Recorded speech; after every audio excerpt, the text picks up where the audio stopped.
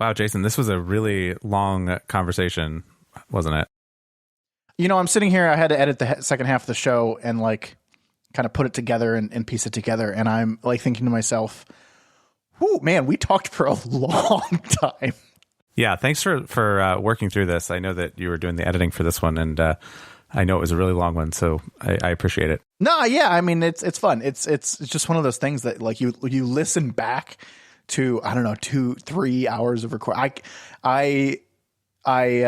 You start to feel it after like 2 hours. You're just like, wow, I don't understand how we could just have more and more to say. And you'll hear the little teaser, and you'll hear at the end of this, I actually have to cut, people off and be like, we're done. Save your ideas. We'll come back later. Like, this was great. We have to cap it. Yeah. So if you're still with us, you've got a lot more to look forward to. Welcome back to Pride and Accomplishment. I'm Chris. And I'm Jason. This is episode 97. Chris, we did Snap and Season last time. It's now Jason and Chris, or Chris and Jason. You know what? We should talk about maybe changing the order of those names for the next 100 episodes. Uh-oh. No, I don't care. But now we're back to Chris and Jason. We're doing a little bit of an intro here. Last time we left off with Merrick and Azure just because there was so much. And here we are, week number 2. Yes, in case you've forgotten what we were talking about the last time that we had this conversation, we had our guests, Merrick and Azure, on the podcast to talk about the differences between Guild Wars 2 and World of Warcraft. Merrick and Azure are both kind of avid Guild Wars 2 players, or at least ex-Guild Wars 2 players, and they both have recently started playing World of Warcraft, or WoW. And so we've talked with them. If you listened to last episode, you know that we talked to them for quite some time. And we actually talked for them for so long that we cut the episode into 2 pieces. And so this is going to be the second piece of that conversation. When we left off our group, we were talking about the differences in progression and talking about harder content and kind of working through things that take large coordinated group effort.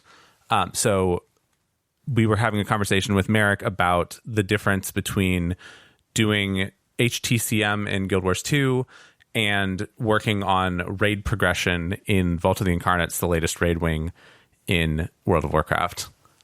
So we will join that conversation already in progress. Merrick will speak first, and then Azure is our other guest. And you, of course, know Jason and I, and we'll turn it back over to ourselves. Enjoy.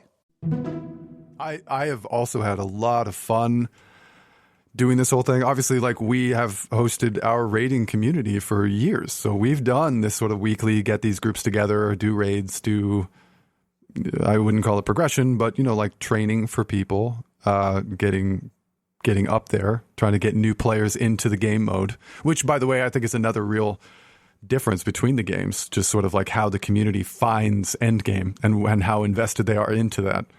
That is a really interesting split between these two games. But as a general, experience, I have not had anything like this either, Snap, in a very long time. The concept of like a solid group of people coming together and working on on progression as a group. I would say, and I think Cezanne brought it up earlier, this sort of HTCM progression that I had. That's the closest that's been the case for. I think that was the only thing that gave raiders of that caliber some pause, something to work on over time, which is cool. I don't think that it could really be considered progression in the same way, but I think I've been really grateful for like our team, for the fun that we've had as a group, and sort of everyone getting together and having a good time every Saturday night. That's a really cool thing. I would be really bummed to lose that too. Wait, okay. So Merrick, you just said, I wanted to talk about the other thing about getting into raids and how the two communities see it very differently. But what you just said is very interesting to me. Why is HTCM progression not the same as what we're doing here, right? Like, yes, someone else has already beaten it. Yes, there is a strategy for beating the boss, but like your group that you were a part of, and groups that exist out there today that are still attempting to get an HTCM kill, why is that progression different than, say, our group trying to get a heroic Raz kill? All right, so again, I think that sort of falls into somewhat of the same discussion of itemization and sort of gear progression, because in HTCM, like for example, not in my community at all did we actually host HTCM. We wouldn't have done it, right? Like there's no progression. I wouldn't have done it with our whole squad of people, because you have the skill that you bring with you, and that is really all that can be affected. Practice is certainly a thing, but us as a team, as long as we accept that we're all progressing as a team, that includes getting people geared up and working towards getting better. I've said this, I've tried, this is a touchy subject because I don't ever want to come across as toxic, and you know how much I have tried to protect the experience in our community, at least, of being very all-inclusive. Like if you want to come and you're willing to sort of put practice in, you can come. The truth is that there's a progression that's happening all the time, which is you getting a little bit better, you getting more exposure to mechanics, you improving the control of your character, knowledge of your class. But then there's also your gear that is improving. And so like there's a compensation factor that can be accomplished that goes along with it. So if somebody's struggling at first, like you know firsthand that there's people that we would take to our heroic progression at 380. And then there are people that you'd want to be 400, but there's at least some wiggle room that happens there. So that's the first side, is that the progression is really just a single boss, and no one is improving except through the means of exposure. So it actually keeps that static progression just on the skill expectation of your fellow player, and it has led to a lot of really frustrating things because that's the only way that they can improve. And that's one thing. And the second thing is it's really just one boss, and when you get to that one boss, no one is going to improve in that tangible way that I was talking about before.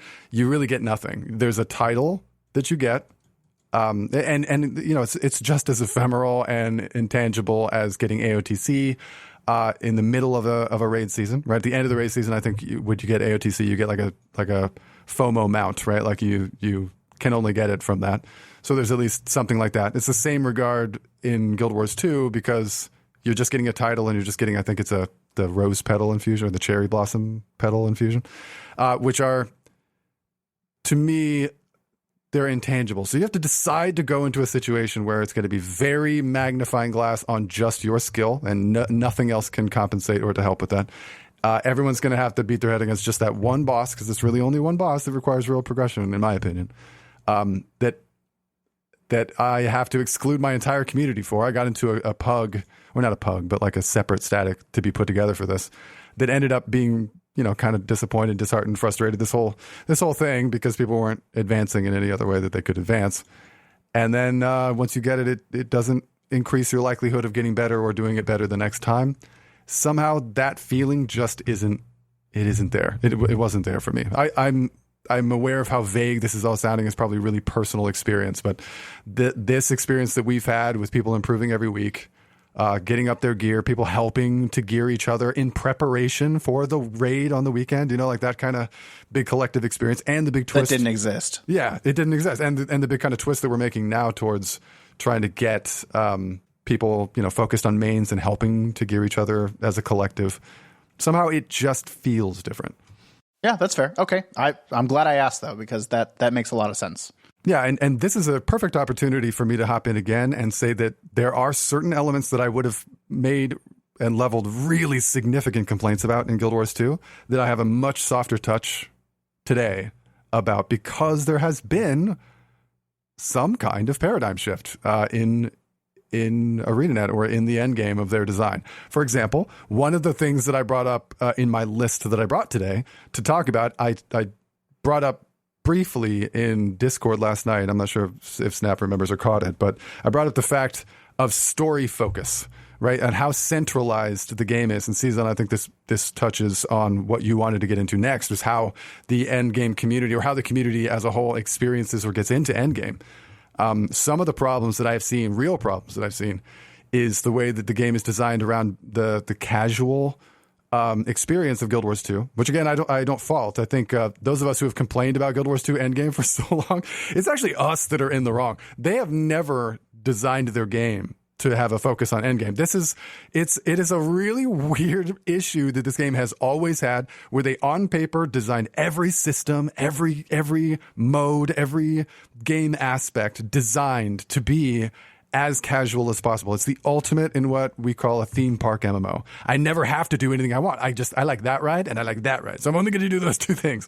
And you can really do that in this game to a really good effect. The problem is that the combat system is so beautiful, so nuanced, so the ceiling for personal skill expression is so high that it has attracted a kind of gamer that does not belong in the game at all. And that has been this really interesting split in the community for a very, very long time. There are people that love that. They want to push their skill as far as they can because it's rewarded. That skill expression is really rewarded in Guild Wars 2, but the systems don't back it up. So I'm not actually faulting Guild Wars 2. It's this weird disconnect between the combat system and the other. But it's in terms of like getting into and incentivizing end game gameplay, I always like to use Arthas as the example, right? The Wrath of the Lich King comes out, big expansion, everyone's excited, connected to Warcraft 3, right? We all love it, we know it.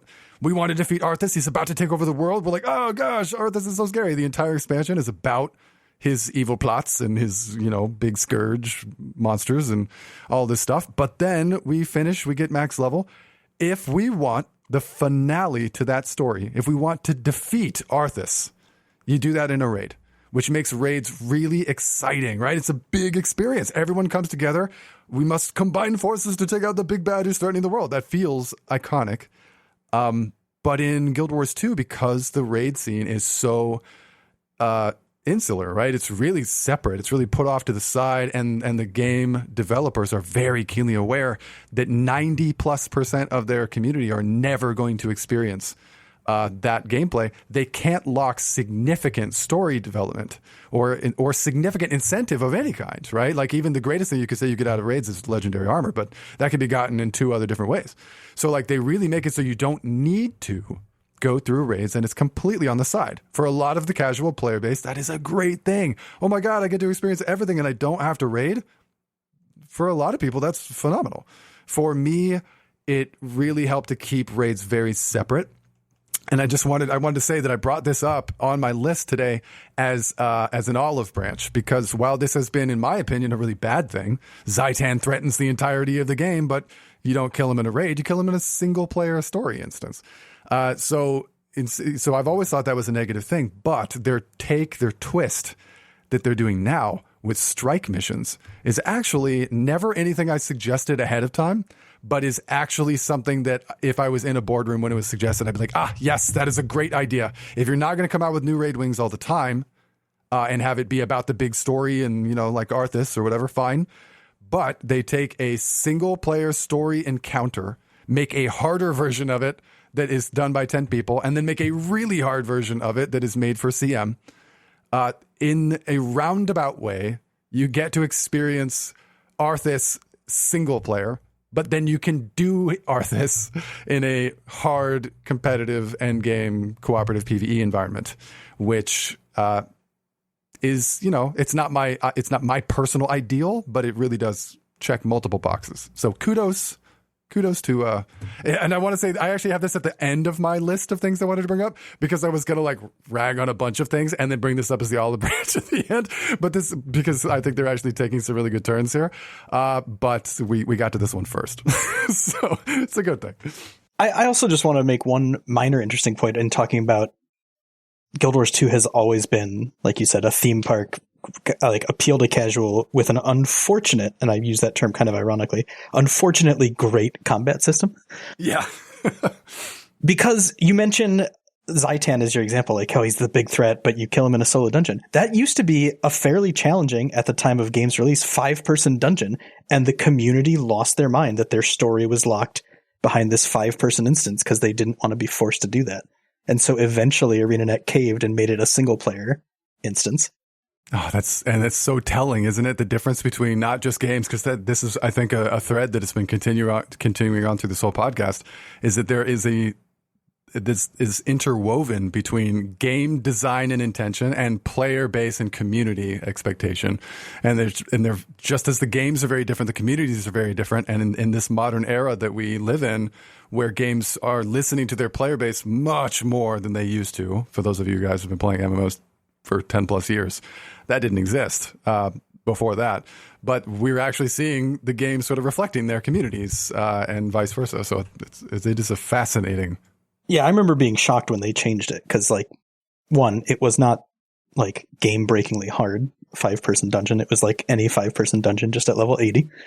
But yeah, people were really upset that their story, like, because it was like the big finale of the original game story was that dungeon or that path of the dungeon, and they were like, "Well, that's not fair. Like, I shouldn't be forced to do this to get to the end of my story." Which is so interesting, right? Because I guess Guild Wars 1 could be played like a single-player RPG.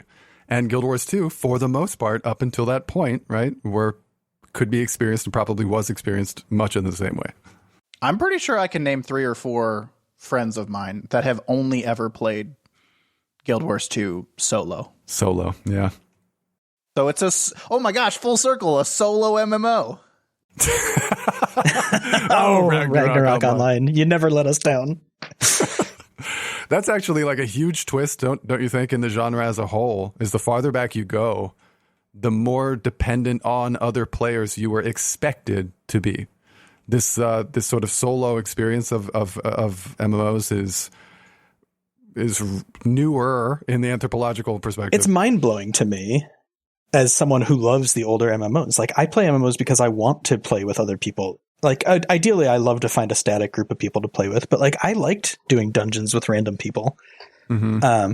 But you're right. Even, and I know we're mostly focused on WoW and Guild Wars 2, but even Final Fantasy is bowing to this now. Like, they've started going back and retroactively adding the ability to do any story required dungeon with NPCs instead of randomly queued players. Oh, interesting. Okay. I don't think they've finished it yet, but they have it all the way through Heavensward. Any story instance that you have to do, you can now opt to take NPCs instead of people. Wow. I mean, Final Fantasy. No, Final Fantasy. Oh, okay. It took a second to sink in for me. It's because I didn't have my coffee that I made earlier. The other thing that I wanted to say about the raid or the end game community, right? And I don't know if I'm just maybe reading too much into this, or if I haven't experienced it enough on the World of Warcraft side, but in the Guild Wars 2 world community, I always felt like there was this huge need, but also this huge willingness to train new endgame raiders, right? Or strike, or 10-man content, any 10-man content. There was this huge need to bring more people into that world, right? Because Merrick, you're right, that I think only 10% of the players actually experienced that before they started integrating it with the story. But there's also this huge willingness to accept new people into that. And you're one of them, right? And I did a couple raid training, and Azure did raid training, and a lot of the people that I'm really good friends with in Guild Wars 2 all did raid training, because that was like this thing that you did when you started to like need more content for yourself. You wanted to bring more people into the content that you were doing, and you were willing to train them. I don't see that in World of Warcraft. I don't, and it just seems like this massive shift in mindset on, you got to learn it on your own. I mean, there are more resources out there, sure, but go learn it. Go fail 100 times or 5 times in LFR. There's no like instruction. There's no community around teaching and training. And maybe it's not necessary on the World of Warcraft side. I don't know that that's completely true. But yeah, I just don't see it. And I wish it was there. I wish there was an element of it where, we would get new players into the raid scene, or we would, even if it was just like, hey, like if this is the first time you're doing a raid, we will walk you through it. You just don't see that. I love that you brought that up, because it actually speaks to another very interesting and unique thing, I think, about Guild Wars 2 in particular. And that is that Guild Wars 2 is a magical size. The size is of the player base in Guild Wars 2 is a very specific sweet spot. And this actually manifests itself in a bunch of ways. So all of us who do training, who stream, who raid in the upper echelons of endgame in Guild Wars 2, we all sort of know each other, and you are aware of its problems. There are themes that go throughout every content creator, every trainer, and it's that, oh man, we all know no one's doing our raids. We are keenly aware 5% of the game is playing the raid content that we want to be playing all the time. And so it is an actual specific intentional effort made on a lot of people's parts. I'll speak for me just as passionately as I can, that I did that very intentionally. I wanted desperately to get the more casual player base of Guild Wars 2 into the game mode that I cared so much about. And it was because it was floundering. Not only was it that like, oh, we can't get enough pugs, there aren't enough groups, there's not enough to do. It's after 7:00 on a weekday, I don't get to raid. Like these kinds of things were really prevalent, really obvious for everyone. But at the same time, it was like a desire that we had to work together to get some of that solved so that people that weren't playing it could come play it, and we would start to see more content for our thing. So it's not just like that the pugs were low, but the Raid Wing release schedule was getting slower and slower and then stopped. And so we were keenly aware that, they only had so many resources at ArenaNet, and they were tailoring to what I could never fault them for, which was the lion's share of their player base, rather than taking the time and energy that it took to make a new Raid Wing, which is exhaustive, right? That's a lot of effort. Like, look what they did. They were trying to get a new enthusiastic bunch in when they did Wing 6. That was a very specific push. We're bringing out Zomeros. Everybody knows him. Everybody loved him. The intro to the zone, stunning, gorgeous. Oh my God, we get to go inside the Mystic Forge. There was this big push, and it takes a lot of effort to make a zone like that. But it is a smaller game where that really had to be very intentional. And that also made for... I was just having this discussion with my wife the other day, because in Guild Wars 2, you could make a reputation quick. I mean, really quickly, badly or positively. You could go into raids, and if you were really toxic or really underperforming or any of those things, someone will remember you the next time you go into a pug. If you start kicking butt, that gets noticed. There was a time when I was the most active that there was never a pug that I would join where someone would be like, oh, it's Merrick. Like that, I would get that. And that is almost, unless you were in an MDI group, that is almost impossible to achieve in World of Warcraft. I was explaining to Junie how we built our stream community in Guild Wars 2 to begin with, and it was because I had just made a name for myself in the raiding community before streaming. And then brought it to streaming. I was like, I know there's a number of people who would probably enjoy watching me play, so at least I'll have a few viewers right off the bat. And I did. And I got to bypass that sort of awkward phase in the beginning.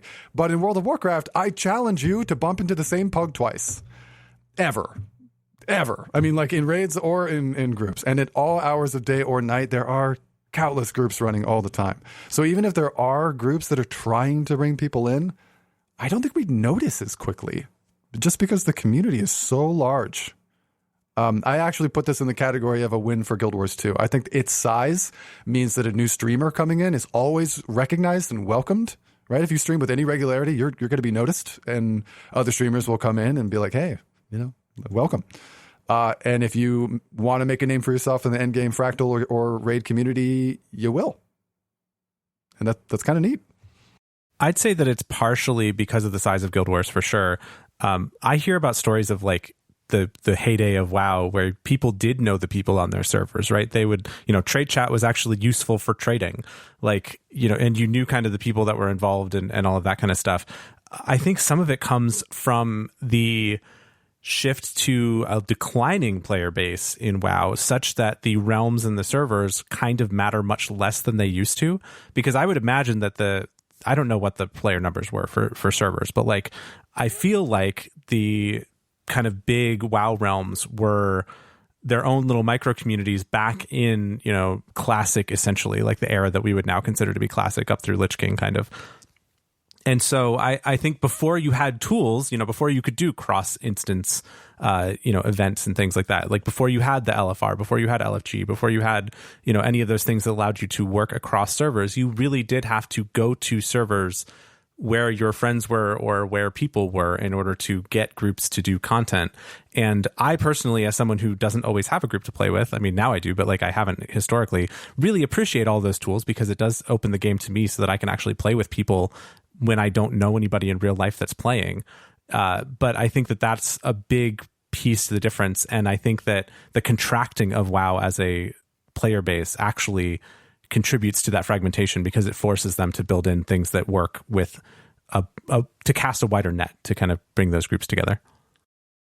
The flip side of that being Guild Wars 2, where there is only one server. You're on NA, you're on NA, period. Right. If you're on EU, you're on EU, period. So like you could compare the massive cross-server experience with Guild Wars 2 because Guild Wars 2 doesn't have a separate server. It kind of gets that same level of experience. And the unfortunate trade-off there, and Snap, I'll use your case as an example, if you don't have like a static group of people to play with.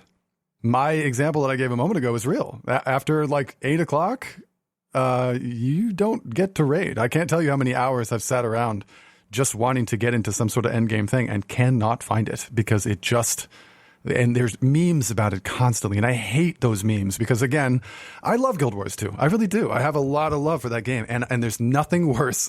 I've said it for years. You want to kill a game? Just speak to the void that it's dead. Like that's really like it makes such an impact on people's perception of their own game. It really does make this big dramatic change, and everyone constantly says these negative things. NA is dead. Guild Wars 2 is dead. EU a little bit more successful than us. They run later. They have more groups. There are more pugs. It's a bigger, wider end game community than in NA. But if you're a North American Guild Wars 2 gamer, I challenge you to find anyone who has not been negatively impacted by their inability to find groups. Just because there aren't enough people doing their game mode. And at that point, you complain and you're like, dead game, no, the content release schedule. How often do you hear that term in Guild Wars 2? All the time, because we're constantly complaining about it and comparing to other games. And so you have this dynamic where that's like a problem all the time. You complain about it, and then it just sort of makes you realize that when they make content that isn't for you, they're not making raids.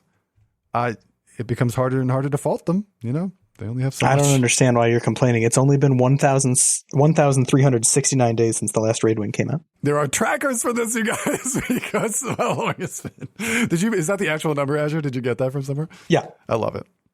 So it's definitely, this is like a key factor when comparing end game specifically.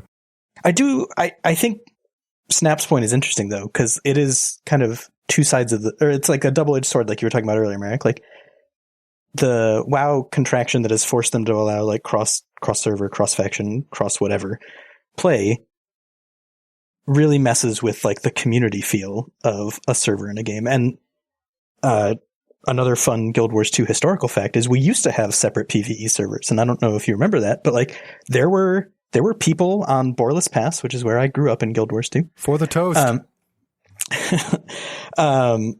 There were people on Borless Pass who were well known in the community because they would lead events for our server in PvE back before there were raids or anything, like boss trains or setting up the temples in ore to get farmed. And they were super well known. And then all of a sudden we did mega servers, which again, I think were a great move for Guild Wars 2. And now all of a sudden, like you don't see those people regularly unless you happen to look for them in the LFG tool that now exists that didn't exist when Guild Wars 2 came out. Mm-hmm. Like Guild Wars 2, you used to have to use an external website to find a group for a dungeon. Oh my goodness, I remember that. GW2LFG.com. And I said for the toast because I absolutely remember this. I was on Tarnished Coast, which people eventually called Carnished Toast, and then we would just shout for the toast as we ran around the world. I knew what you were referencing, and we all hated Tarnished Coast. It was the original RP server. Oh, maybe that's why we hated you. I don't know. Hey, we are on Emerald Dream, all right?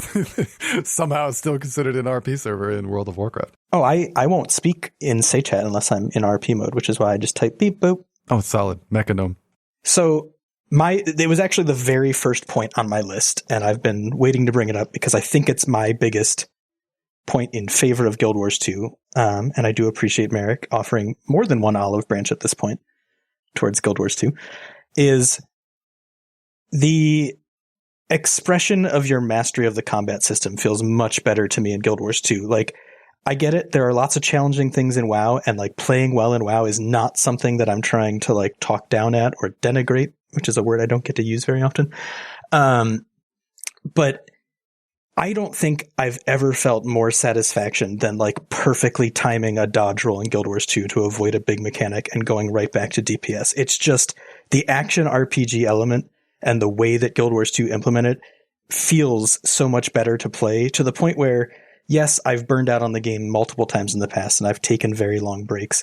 But when I come back to the game, there's just plain fun behind like being in combat with an enemy, even if it's not a raid boss. Like just the fight, like the combat itself is fun. I will agree with you in a very weird way. Okay. I have this opinion too. I think that Guild Wars 2, because of the action-oriented combat, because of the way that you can dodge roll, because of the way that time, in some ways, timing is way more important, right? No global cooldowns. All of those things contribute to what I would call a greater expression of like micro skill moments. Things where fighting an individual boss or fighting an individual enemy or dodging a very specific attack allow you to express your mastery in a very micro moment.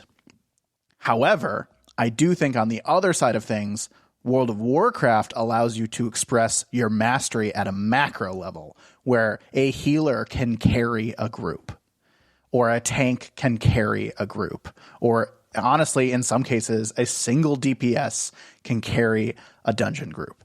And I don't think that that's possible on the Guild Wars 2 side. But at the same point, those tiny, tiny things that you can do in Guild Wars 2 that really show your mastery of a certain class or of the combat system in general, I don't think that those things exist in World of Warcraft. So I think they're different expressions of mastery, and I'm not sure which one I side with more, because I would agree that those moments in Guild Wars 2 are very fun.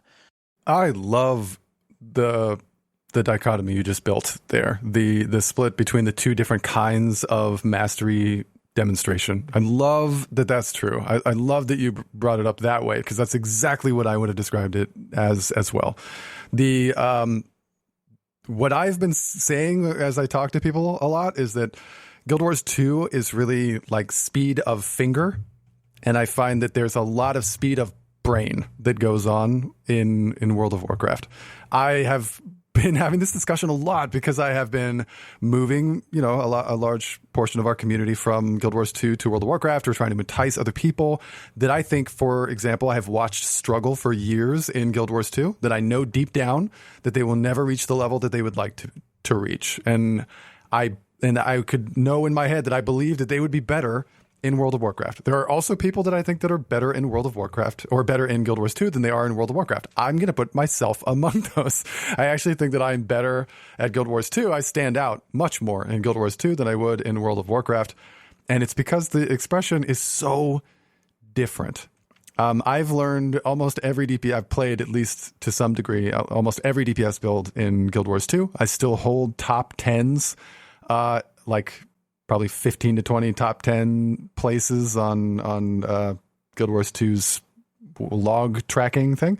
I have a lot of experience with this, and the real way that it is experienced to me is that I get very good at performing this rotation, right? Almost every single ability in my kit is DPS.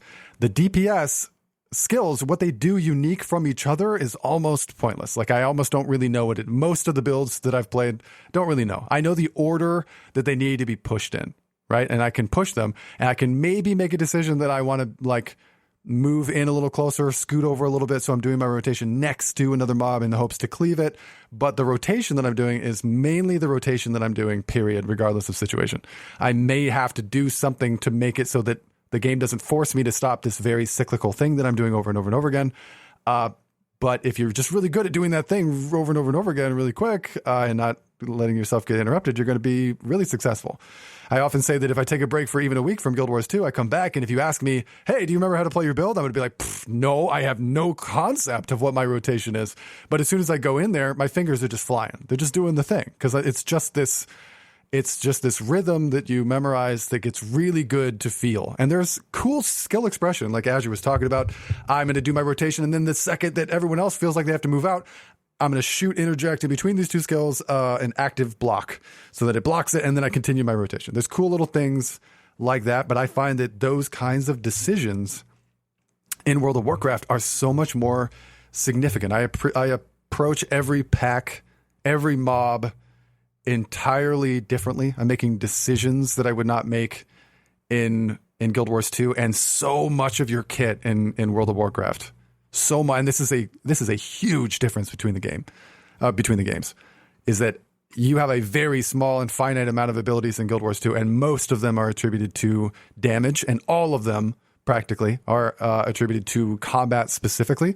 In World of Warcraft, you have a much bigger kit. Some abilities you're going to use very infrequently, but there are so many things that are nuanced utilitarian in some neat way that you get to decide to use. There's a lot of skills that people are not using, even in our own community, because they're not part of what they're, I'm making quotation marks with my fingers, you can't see, part of their DPS rotations. They're not like classically a part of that, but they could really be advantageous in the way that they're used in fights that allow for really cool decision making. I would say that sitting on a golem and just performing your DPS rotation is way more fun in Guild Wars 2. The speed and the fluidity of all of that is really awesome. But I have really come to love like little things like someone brought up the global cooldowns and stuff, but like the moving inside of global cooldowns, planning ahead to be able to move to not interrupt things. Some of the skill uses, I was talking with Discord last night about like some fancy uses of skills like alter time or something. There's a lot of really cool ways that I have found to express skill in the game that is just different than Guild Wars 2. I'm sitting here laughing as a melee DPS. You're talking about interrupting yourself with movement? I don't understand. Yeah, right. I don't know what he's talking about. As someone who is like not good at the fastest finger aspect of the Guild Wars 2 rotation, and granted I have not put that much time into it, but like I don't derive enjoyment out of the mechanical pressing of the buttons, and like I don't derive a sense of pride and accomplishment, if you will, from doing the rotation better. I mean, I get it a little bit in WoW, but like in Guild Wars, it's just so bewildering of like just that you have to do all these things in exactly the right order or else you've done nothing. And like I don't like that about the Guild Wars combat system. And I know that that's the thing that you guys do like about it. And you guys have done all this endgame content, and I really have done, 3 strikes and a few fractals in Guild Wars. So I'm really not the best, example there. But I much prefer kind of the calmer, I guess, combat aspect of World of Warcraft, with the mechanics coming from the boss fights and stuff, not really coming from me having to fight myself to push the buttons fast enough or in the right order. Let's be clear here. I don't want to focus just on the outgoing damage, right? I want to make sure that they're remembering a key part of Azure's argument, and a key part that I have in my mind is that there are individual responsibilities on defensive parts of the game in Guild Wars 2 that aren't just hit a button that reduces damage. Right. There is some movement. Oh, I couldn't disagree more on this. I'm really excited for this one. Yeah, there are some movement elements in World of Warcraft, right? But there isn't a like timely dodge. There isn't a invulnerability a frame, right? Those don't exist. So when you hit them perfectly in Guild Wars 2, I will agree, those things are very fun. Yeah, that was exactly like I actually, Snap, I kind of agree with you. I don't, and this is why I don't play at a high level DPS in Guild Wars 2 very often. I don't particularly enjoy super fast rotation. Like, I don't mind that it exists, but I don't derive enjoyment from it either. My main point was sort of is exactly what Cezanne said. Invulnerability frames. If you added those somehow to WoW and still kept a global cooldown system, I would have no idea how you'd do it. But I think I would enjoy combat a lot more. And now I'm excited for what Merrick has to say. Me too. I'm imagining him like building up, waiting to explode. His cast bar is filling up. I'm like picturing like you see the lawyer in the courtroom like scribbling while the other lawyer's talking. I assume that's what Merrick's doing while we're all making our points. No, I'm actually trying to organize my thoughts because, like you said a moment ago, Azure, that you had like one more big one, which was this sort of action-oriented combat thing. I have 2 more, including the biggest one that I'm sort of waiting for, which is my biggest gripe about Guild Wars 2. And I'm trying to decide which one, like how to broach this one without getting into the other. But I think a lot of what goes into what you guys are talking about with Guild Wars 2 is only really experienced at like a certain level. First of all, it's not even class specific. The vast majority of people have the 2 dodges, and that's really where that comes from. There's a couple of cool things you can add on to it, like distortion on mesmers, or having like a duration block, which is kind of cool for that sort of active mitigation. But honestly, like what you said a moment ago, when you talk about protecting the different roles, that gets into the next thing that I wanted to bring up, which is Holy Trinity, which to me, like an actually affirmed and supported Holy Trinity, rather than sort of like the iffy sort of wishy-washy, we were forced to do it, we didn't want to, Holy Trinity, which is what Guild Wars 2 sort of deals with. That was, again, we talked about in the beginning of time here, where when Guild Wars 2 came out, everything was sort of what's the WoW killer. Like that era of MMOs, that time frame that Guild Wars 2 came out in, it was all about being different for the sake of being different rather than improvement. Like, and that really is there's a lot of interesting examples that come around that time where the goal was to be different from WoW. It was all WoW. Everything was to be compared against WoW, and to be different from WoW was really good. And I remember getting on board with this whole like, what? No Holy Trinity? Yeah, screw the Holy Trinity. Of course it's bad. No, why not? This is new and different. Yes, that must have been bad. And I have changed my mind so strongly on this over the years. I think that the real essence for me of that essential Dungeons and Dragons experience, which I think is the core of every RPG and MMORPG, is kind of trying to somehow emulate that experience. You know, this D&D thing that started it all. I think that the Holy Trinity is very, very important. The differences between us, the differences in roles.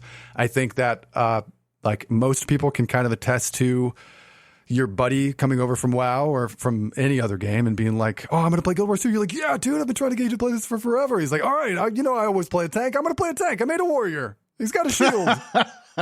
I wanted to jump in and just, since you've said Holy Trinity about 15 times now, that Holy Trinity, you're talking about tank, healer, and DPS as that Holy Trinity. I am indeed. Yes. Sorry, not the Christian Holy Trinity, but yes, the in games, the divvying up of responsibilities, the very significant roles that go into a group. So if you were to go into a group and WoW, you have a tank, you have a healer, you have DPS, damage dealers, and those roles are very clearly defined and supported. The experience you have in a dungeon or a raid, even solo, is going to be dramatically different however you approach that. And when we started to go into when we were getting into raids in Guild Wars 2, and I would have friends come and say, oh man, I've always been the tank. And there are a lot of players like that. The tank fantasy is just not alive in Guild Wars 2. It just doesn't exist. At all. It doesn't exist at all. The game was created without an aggro, like a tangible aggro table. We used to joke back in the olden days that aggro was mysterious, that not even ArenaNet knew how it worked. Nobody knew. Is it because you're the closest? Is it because you had the most toughness? Is it because you did the most damage? People would make these theories all the time. And when they walked into actual raids, because raids were also not going to be a thing in Guild Wars 2 until they were, we had the first expansion, introduce raids, and all of a sudden they realized very quickly raids are very hard to do without a Holy Trinity. And the very first thing that they did was include, with that expansion, the first ever dedicated healer. They came out with Druid. And then they also started the battle with themselves about tanking. And the battle, you can give them credit where credit's due. They have been very creative with it, right? In some fights, it is random. In some fights, it is intentional, as in you pick up this thing and it forces you tank, or it's the closest person, or it's the farthest person, or it changes throughout the fight as RNG, or there's like a bunch of different ways that the game has tried to do it, because aggro doesn't mean anything. It's not an affectable sort of thing. So yes, I know this started with evade frames, but I think it speaks to sort of how we handle, especially with defensives that we're talking about. Yeah, DPS has defensives in place of dodging. And I do like dodging, by the way. I think that's cool. If I could find a way to put that into World of Warcraft, that'd be great. But the role of protecting, of healing, of doing those things, I think is really diminished in Guild Wars 2. And as far as like the mitigation of damage goes, once you reach a certain level of gameplay with other gamers of similar experience, they omit healers altogether. The goal is to have no healers, but you can maybe have a pseudo healer, right? Like you have somebody who's doing boons, but then just has a little bit of healing, because no one should be taking damage, because everyone is responsible for their own personal invincibility evade frames. And to be honest, guys, that same 2 seconds, remember I told you every indicator has 2 seconds? 2 seconds is more than enough to strafe out of something. It is so rare that I dodge in raiding. It is so rare. I consider it a personal failure on a mechanic if I have ever dodged, because it is a DPS loss. You could just sidestep, anticipate a mechanic, and not have to do that. Well, okay. But I think one of the big reasons I disagree with you is I still, to this day, 100% am behind their original intention of not having a Holy Trinity. I loved playing the game back then, doing dungeons and fractals before there were dedicated boons and healers and tanks. Well, there's no tanks in dungeons or fractals still, but so maybe it's just a personal preference thing. But like, I loved that design decision. It's certainly a part of it. It's certainly a part of it. But even them, like, they would still be that way if they didn't feel like they were sort of forced into it because of the game modes that they were trying to produce. Because otherwise, you end up with meta events, right? Big scary bosses that do have mechanics, but you basically just kind of brute force it all. When they started to do more complicated stuff and it required more organization on their part, they were forced to do it, and then it became sort of the lackluster version that it was. So I agree with you that like maybe the better version would have been to come up with some way to keep that and have that work, but instead we have our sort of half way that I think is not super successful. I think that tanking is such a bummer in Guild Wars 2 compared to, and I bet you Cezanne, who has there's been a clear delineation in this call between people on either side of this argument, but I'll bet you Cezanne is on my side on this one. I think because you have been such a tank in World of Warcraft, you got to experience what that's like. That, and I'm going out on a limb here, you would say that is a much better tanking experience than what you would have in Guild Wars 2? Yeah, that's interesting that you bring that up, because I basically started to tank every experience in Guild Wars 2 that I could, and so I have that side of it. But no, that was a big recommendation, and I think we've said it recently on the podcast that tanking here has been a very good experience, and in that I have been very thankful for the Holy Trinity on the World of Warcraft side, just giving me that role and giving me that responsibility, honestly, has made it a better experience.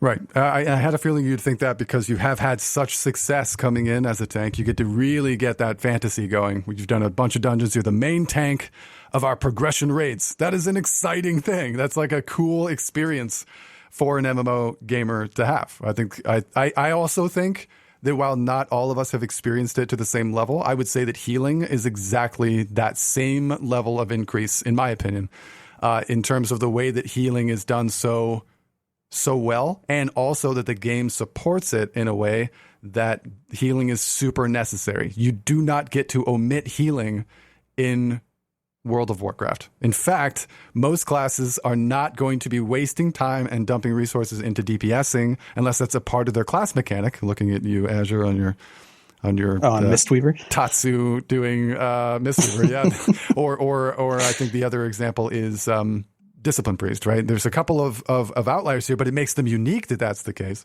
But healing is such a dedicated, potent, important job. I mean, last week where the healers were diminished because of the affixes that we were dealing with, I think it really showed like the backbone that healers truly are.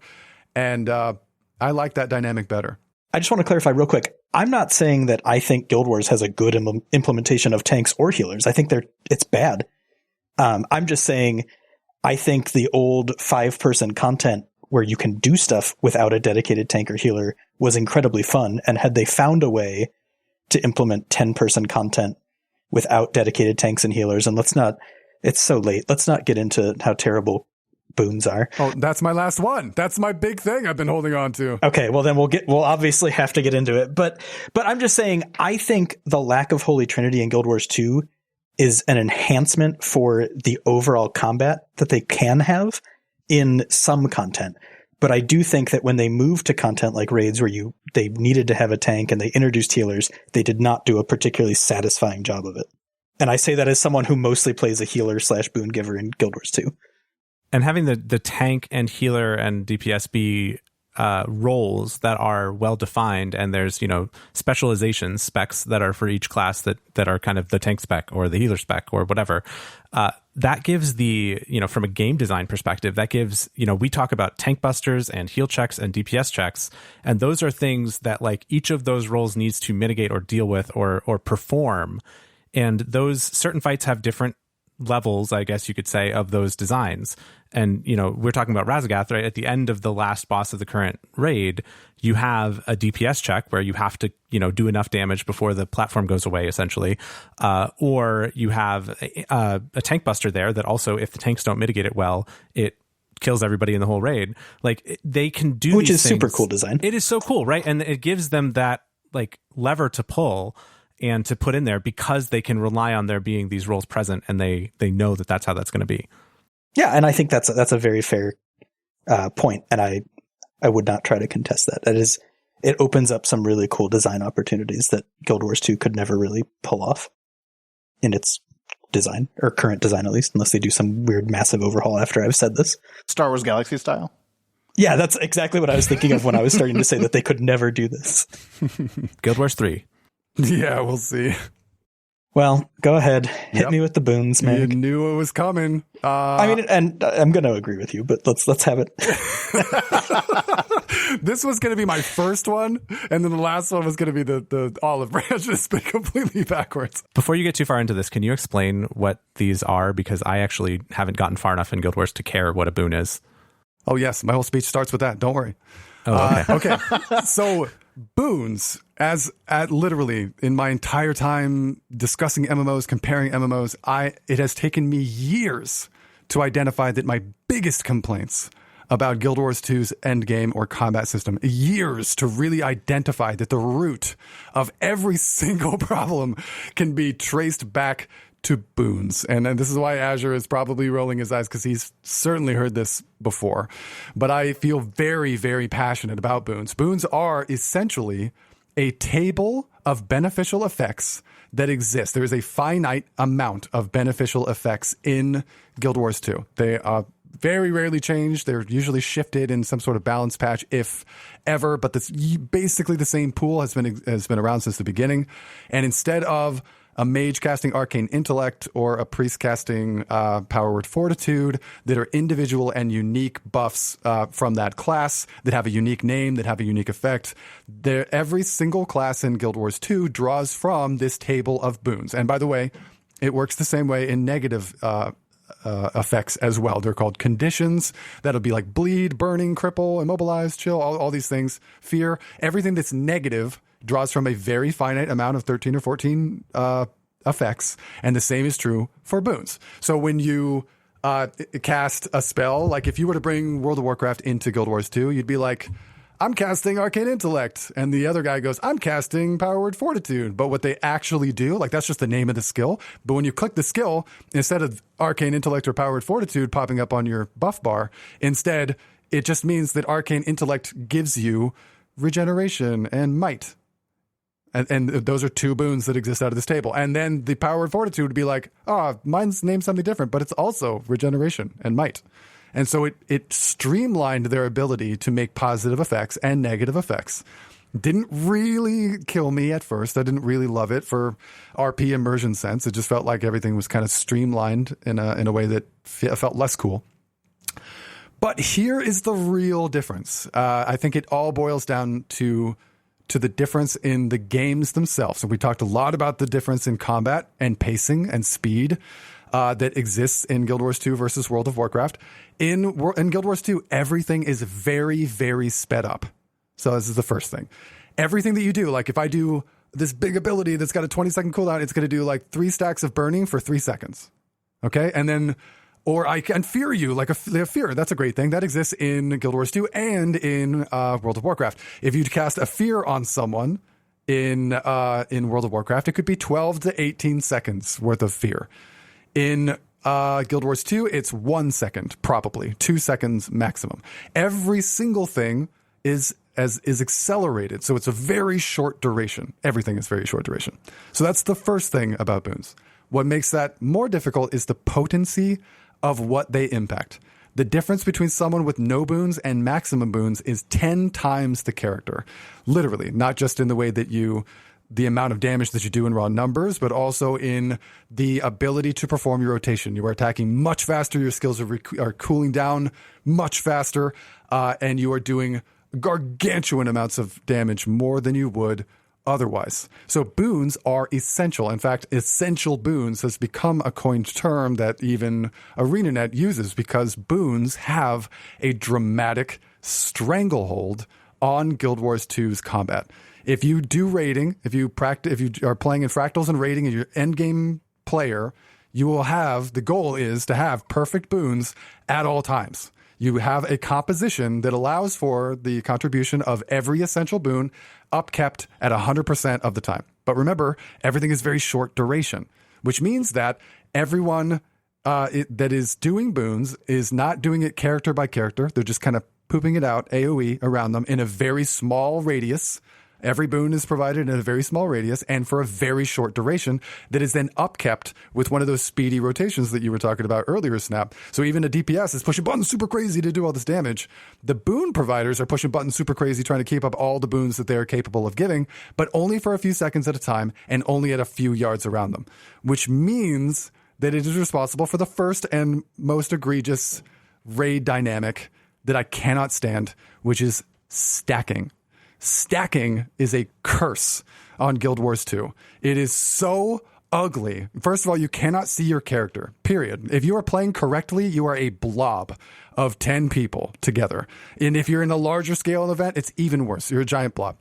You cannot really curtail particle effects as much as anyone would like to in this game. So when the raid is going the way that it's supposed to and you're in an advanced group, you can't make out your own character. You can't make out your own effects. It is a giant visual blob. The third thing that means is that you can't move away from that stack because you will lose these essential boons even briefly, which means up front you have the rogue who's got daggers and he's backstabbing, right? It's his melee range. And then you have a literal 1,500 yard ranger with a longbow, or even more comically, a sniper rifle wielding kneeling sniper, but they're all on the boss's toe.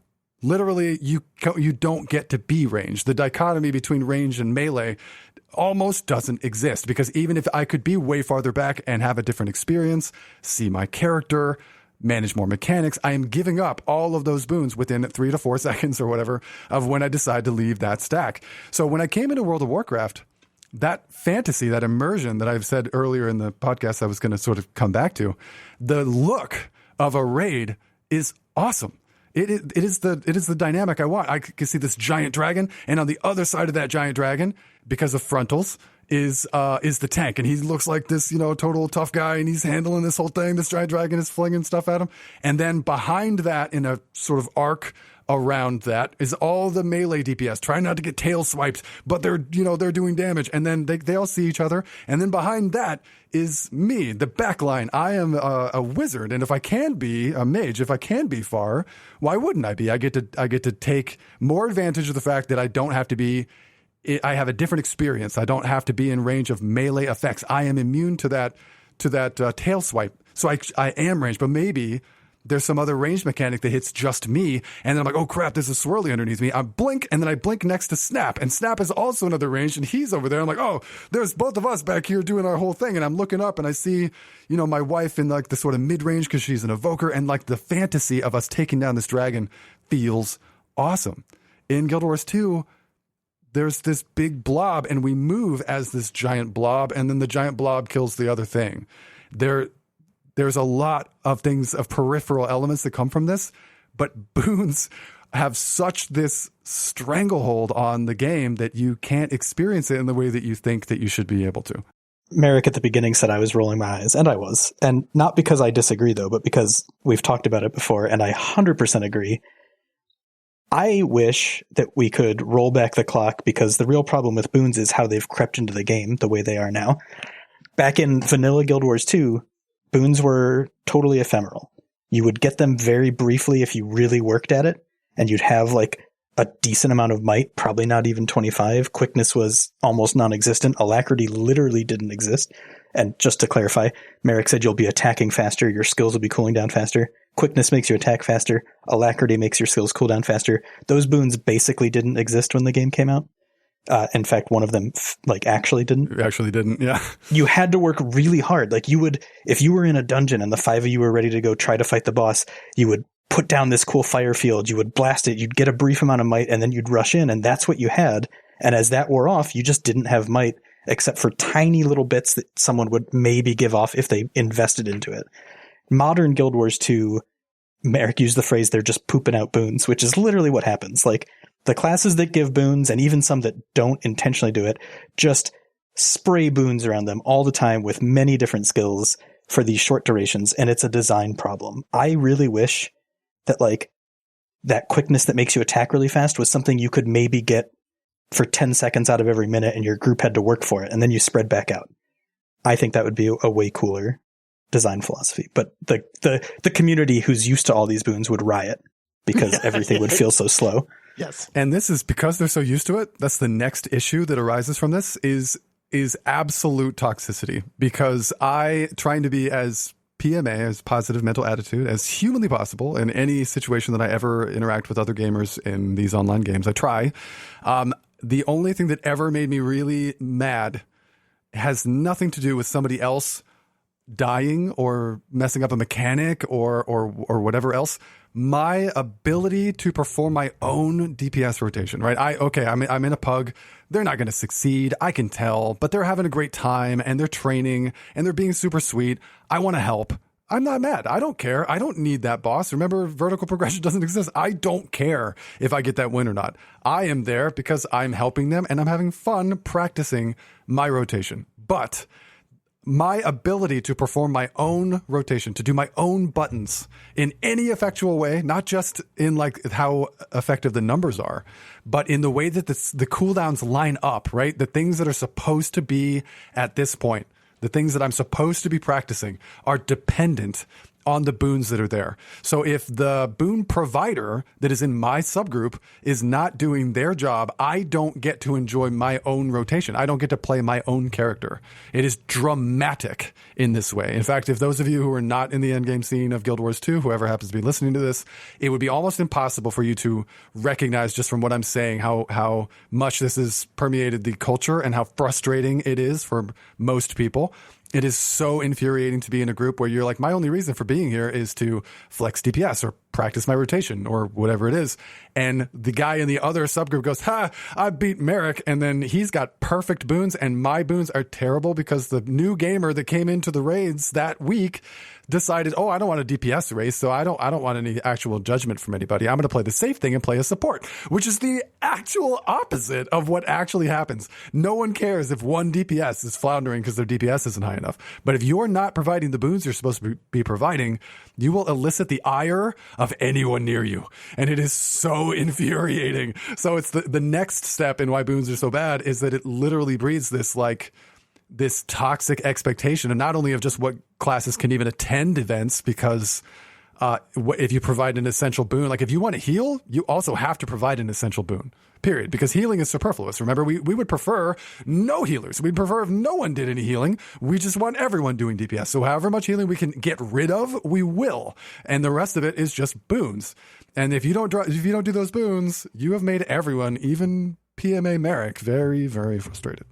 I mean, yeah, some of the meanest PMs I've ever gotten in the game was when I was playing an alacrity support in Fractals, and I was having a rough go of it that day. I don't know, I made mistakes. I was away from the group, and I got kicked, and I got a slew of really profane words sent to me by two different people who are irrelevant. They were just pugs. I wouldn't remember the names if I tried, but it breeds that toxicity because people expect to have these things all the time. Delete alacrity, delete quickness, make them baseline. Well, that brings up the next thing, right? So people expect to have it all the time, and it will make people very frustrated. In the example you gave in Fractals, there's not even a second subgroup to compare against. Everyone has the bad boons, so they're all being directly compared against. But again, it's so frustrating that your own rotation falls apart that you're very mad. And the result of expecting it all the time is the next and last thing that I'll bring up about boons is that it creates this unbelievable divide between playing your character in a raid or fractal or endgame PvE cooperative experience and solo. I will not play a class in open world unless I can provide at least quickness. I want quickness and alacrity. I want them all the time. And so the difference between being in the SFTA where we're practicing, that's like the training dummy area, or in a raid or in a fractal or in a strike where you are in this organized group that provides boons, and walking around by yourself feels like molasses. I mean, first of all, your rotation doesn't work at all, but second of all, it is so slow and boring that every compliment that I gave about Guild Wars 2's streamlined, super fast, reactive gameplay feels like it just goes away. And I'm with Azure. I think that this is just a design element flaw that nobody saw ahead of time because it became a bigger problem as time went on. Boons didn't have the stranglehold at first because, like Azure said, they weren't expected to to happen all the time. What if everyone had, Snap, you're a mage. What if everyone had double lust all the time? Like if you had double lust all the time if you were in a raid, but if you went out into the normal world, lust didn't exist. But that's what you were used to. The difference between those is so stark. And so when you go out into open world, I'm just like, oh gosh, I can't stand this. I play all these different classes. I main engineer, but I go out in the world and I play Power Reaper so I can just spin to win with quickness. I personally don't mind doing the open world stuff without boons, but again, that's just difference of opinion. I do think it does feel slow once you're used to the boons. It just doesn't annoy me as much as it annoys Merrick, but I'm not like a high-end DPS player, so that might be part of it. I think it depends on the class a little bit, but I would agree in general. I find this fascinating because I had never thought about boons that way. I had always kind of had a problem with stacking, but I guess I'd never really gotten down to like the reason we do this, the reason it's required, the reason we have to do it. I told you it took me years to identify. Because of boons. I mean, you can kind of maybe throw the way healing works in there as well, but it's not nearly as big of a problem as boons. No, those are separate issues, I'd say. And I do want to harp on that healing issue because that's a problem. I think a game that tries to incentivize the removal of healing has some deeper problems. No, I'm mostly pointing at most healing being AoE and people being stacked is easier to heal.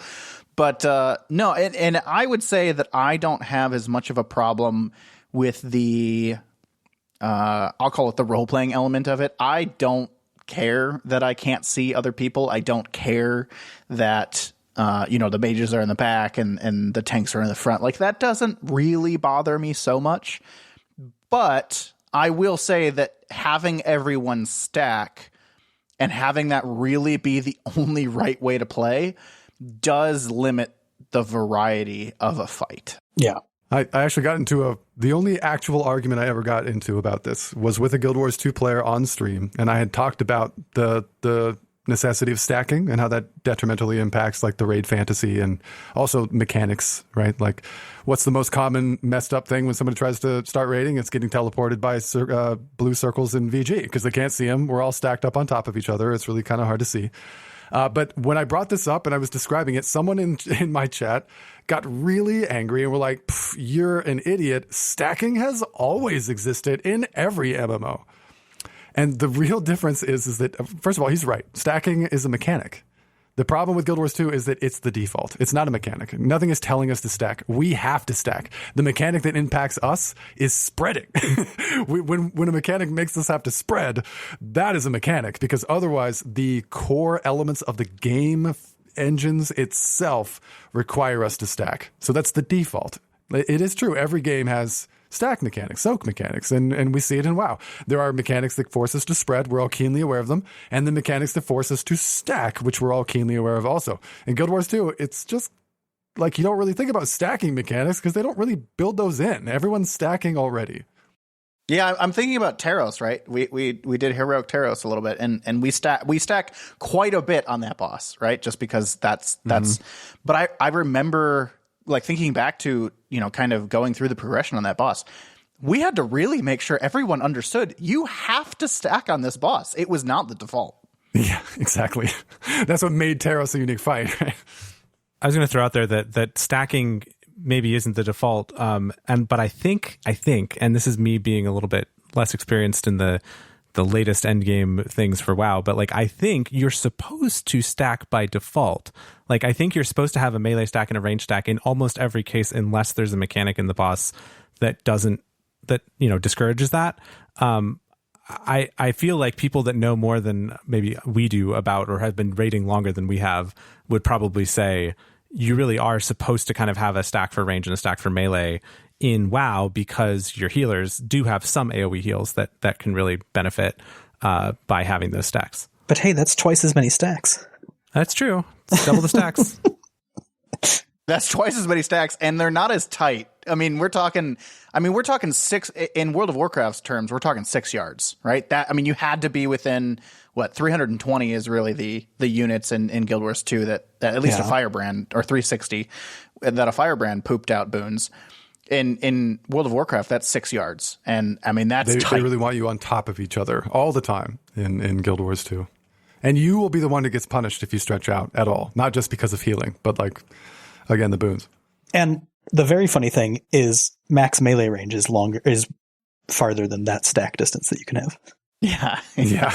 Merrick was talking about one of the most common mistakes that happens due to this stacking mechanic for new raiders is the very first boss of the first wing in Guild Wars has teleport circles that he puts under you, and they're blue and they glow a little bit. And after about 2 seconds, like Merrick said, almost everything is 2 seconds, it goes off. And if you're standing in them, you get teleported.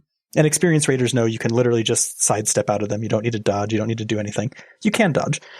The one other benefit I will give Guild Wars 2, especially as someone who is red-green colorblind that plays Guild Wars 2, I love that a lot of their visual indicators that are unusual are accompanied by a very noticeable audio cue, like the teleport circles. I was going to say the crackling. I think that's a really I love multimodal reminders that something's about to happen to your character. So like the border of your screen changes colors, the ground underneath you is a different color, and you get an audio cue. I think that's very nice. I get an audio cue in WoW too, Azure. It goes bam, bam, bam. There's an add-on for that. Only if you have an add-on.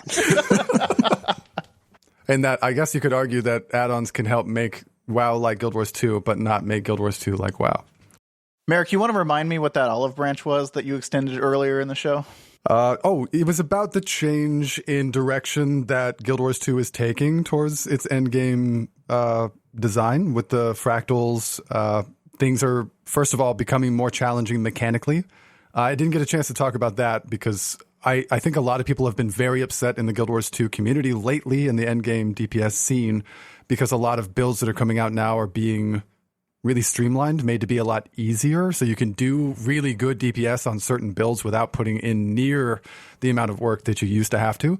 But I think that the left hand of the community is not talking to the right hand, because I think that Guild Wars 2 has made that change in conjunction with another very significant change, which is that in Guild Wars 2, the mechanics have always been really easy. I mean, relatively speaking, very easy. And the real difficulty comes in the performance of your own character. That's the gameplay, or the fight itself doesn't require that level, but that's where the challenge lies. It lies in the performance of your character, not really in the mitigation of the mechanics. But since they started to make it easier with DPS rotations, they at that same time started coming out with these strike missions that were actually much more challenging mechanically.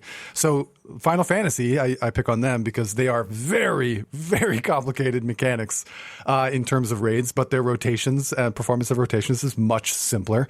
And so they were way more skewed on one side, and Guild Wars 2 way more on the other side. And I think that they've been kind of coming to the middle. They're making DPS rotations a little less hard and also adding more mechanical complexity so that they're actually being able to make some fights that are worthy of some progression, which is really cool.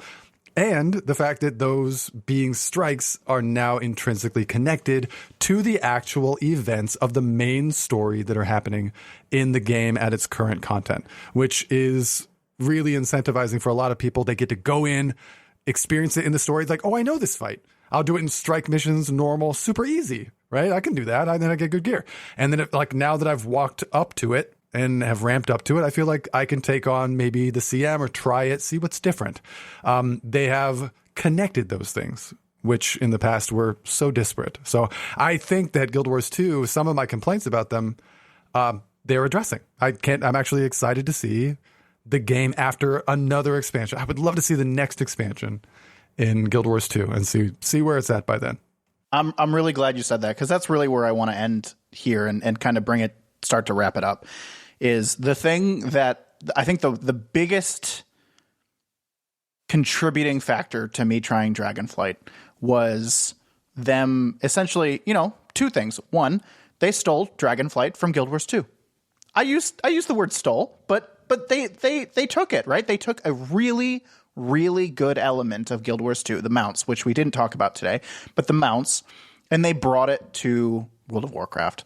And I think a lot of what we're talking about in Guild Wars 2, particularly in recent history, is maybe not making it more like World of Warcraft, but taking the good pieces, the things that really are good about the game World of Warcraft, right? Making sure that the end game content is integrated with the story, making sure, trying to get to have a little bit more progression.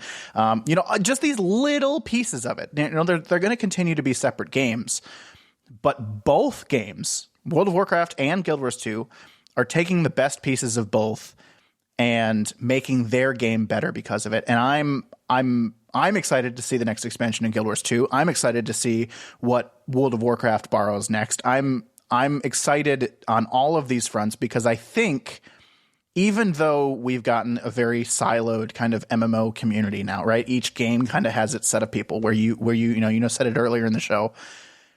The games are learning to learn from each other. And that has been a very exciting, I think, really last couple of years in MMO gaming, is that they really are kind of accepting the fact that some games do certain elements better, and they're not afraid to borrow those elements anymore. And that has been really, really encouraging. Completely agree. Could be a whole podcast. Yeah, I completely agree. So Azure and I have talked about this. My friend Cryptic, who used to do the podcast with me about MMOs, have talked about this. We call it the MMO Summit. The idea should be that it is not negative at all to steal things from other MMOs. Also, we are just purely the beneficiary of that. There's no problem with it. Why would I want you to have worse mounts and worse travel so that you don't borrow something from someone who did it better? Of course, take the thing that's better. Don't reinvent the wheel for the sake of reinventing it. If the end result is worse, you should absolutely take the things that are already working, use them, and then try to improve on things that could still be improved upon. It's not my feelings that are being hurt that it was stolen. I am the beneficiary. The gaming community is the beneficiary of all the games borrowing. I like that word. All of the things that are being done a lot better. And what does Guild Wars 2 do so well? It's the joy of movement. They call it gliding, jumping physics. Oh my God, it's amazing, right? Jumping physics, mounts, travel. It is a joy to travel from A to B. And we have always had it so arduous and tedious to travel from A to B in World of Warcraft. And now in the expansion, I kind of get excited when I see that something is far. I'm like, oh, we're going to a dungeon that's in the Dragon House. I get to fly. I'm going to encourage you to keep the rest of them to, just bottled up, because I do think it is another entire episode. I think we could talk about all of the things we want certain games to take from others, and all of the things that have been happened in the past. So I'm gonna put a T in the conversation there, timeout, and maybe we'll pick it up some other time. But I do want to wrap this episode up. The first thing I want to do is thank both of you. We have been recording for 3 hours now, and it has been an absolute pleasure to have you here and on the show, and to hear everything that you've had to say about both games. And I honestly, I've changed a lot of what I think about both games in this last 3 hours. So, thank you for sharing what you have with us and everyone else. This has been so much fun to do. Thank you guys for having us on. I love discussions like this. It's been a blast. I'll be back anytime. Yeah, thanks so much. I also have found at least a couple of my opinions have changed kind of dramatically thanks to this discussion. So, pleasure to be here. Yeah, thank you guys for coming on the show. This has been excellent. I guess we'll, from here, do you guys have anything that you want to let everyone know that you can be found at? Where can we find you online? Anything you want to plug? Yeah. So I am MaericTV on Twitch. So twitch.tv/MaericTV, MaericTV. and at Discord on discord.gg/MaericTV. If you guys want to join and be part of the community, we're a big multi-gaming bunch of folks that raid in WoW and Guild Wars 2, obviously.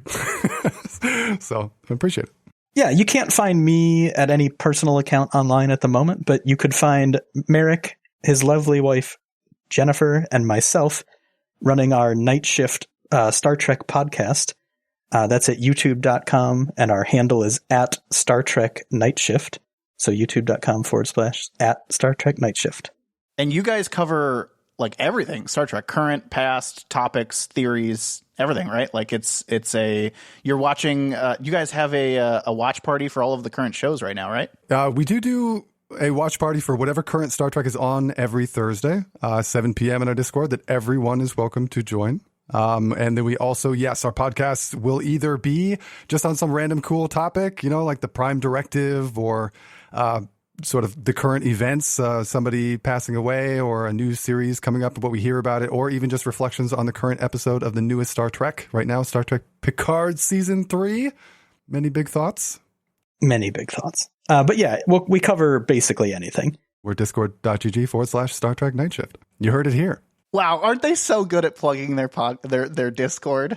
If only we do. You can find us. Join the conversation. Let us know what you thought of this episode. Let us know if you want Merrick and Azure back, because I certainly do. And I want to hear what other things we'd like to hear from them, what other topics, either about MMOs, World of Warcraft, Guild Wars 2, maybe some input from Final Fantasy and other MMO people on how their experience in their specific MMO relates to what we just talked about.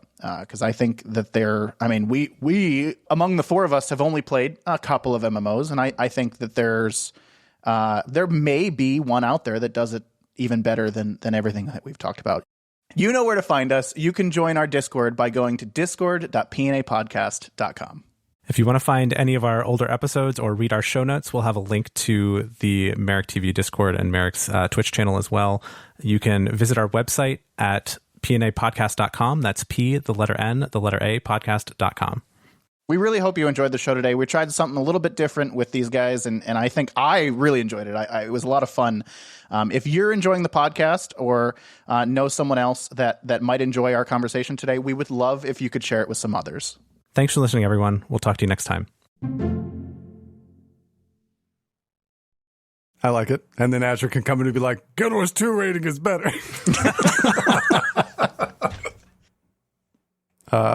So on Audacity, I'll just hit the stop button, right? I don't want to screw this up. Okay, I'm hitting stop.